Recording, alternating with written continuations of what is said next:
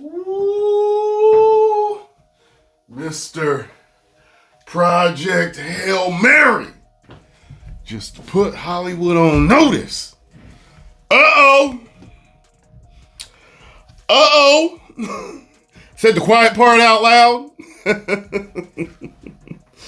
Certain people have been blaming the moviegoers for certain things doing terribly. The reason why they're doing terribly is because they're not making what the people want. You know, Mr. Beast did a video I watched a few months ago. I just happened to be watching random videos and had Mr. Beast talking about things that you need to do as a YouTuber and stuff like that. And he wanted to put things simply as to why you're not getting views on your videos.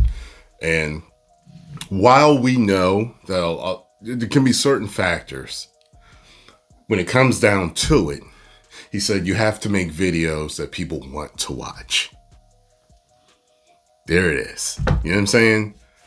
Look. And they're finding out it's the same thing on YouTube as it is, in Hollywood. As long as you're making what the people want to watch, they will eventually find you, So just so you know, for all you, really small YouTubers out there, they're just starting out, that you really just have to stick to it. And this is just kind of me going off on a tangent here to help those out that are small and learning. And I've ran into several YouTubers over the years who have come to me for advice, and the ones that became successful, which is only one that I can think of that became super successful, or really successful, I would say. Super successful is like Mr. Beast and all these 50 million subscriber guys and above and all that type of stuff. But successful was one. Do not stop. You have to be consistent. And as you're consistent, you eventually will tailor things, and things will move and shape and evolve, and you'll figure it out. It's a learning game with YouTube, okay? Now, YouTube, Hollywood, it's really not a learning game. They already know what we want. They literally do. And people have been saying it for a few years now, since around 2019, maybe a little bit above. Before that, they started changing the programming. They started changing what they were feeding us in the movies, and people weren't going for it. And things were bombing. Captain Marvel. And, they were saying it was a super success, and there was all this drama about all these empty theaters. I had pictures of my empty theater all around the country, and people were saying that, in Hollywood that, Disney was buying up the seats to make it look like it was really a success. And then it was just bomb after bomb after bomb after mid, and bomb. And all these studios are running into these bombs in mid shows, and they're all collectively feeding the same propaganda to the people, and the people are rejecting it for the most part. So you can't blame the people. The people aren't bigots. They're not racists. They're not any type of istophobes that you could try to blame it on. If you continue to give the people what they want and stop shooting for so far left field and making characters that people don't even wait, why did you do this? People can't figure out, why did you change this? Why did you change that? Why did you change this? Why did you change that? Why did you do this? Why did you do that? Why don't you just give us what has been working? It's okay to make little changes here and there, but these are changes that throw people for a loop. Wait, why did you do that? This just keeps happening. And when I went to see this movie, I think someone did say there was something in here, but overall, this was a damn good movie. Okay. So I want to point something out in my comment section about there being some boxes checked. And I may not have noticed because the movie was a little slow in the beginning. And it was kind of funny because me and Scarlett were both like, but then it really gets going about 45 minutes in. So once it gets going, and once you just you view it as a whole piece from beginning to end, you truly see it for the vision that it is as a movie.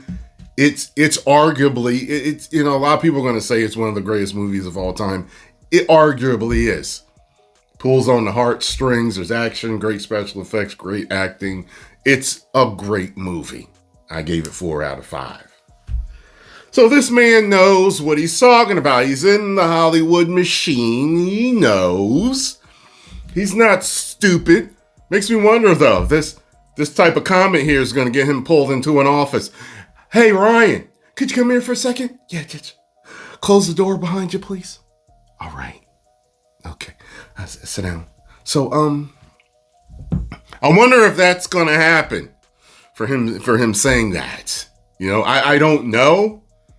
He probably can. He's an A-lister with probably some pull. He's got a hit out, you know. They'll tell you, you're only as good as your last sale, you know. They tell you in music, you're only as good as your last hit. You know, it's the same thing with movies. You're only as good as your last hit. If it's a bomb, or it's a bomb after a bomb after bomb, then you got a problem. You got to have a hit going to say something. So, this comes straight from Variety. Ryan Gosling tells Hollywood it's not moviegoers' job to keep theaters open. It is our job to make things that are worth viewers coming out. Slow clap for this man.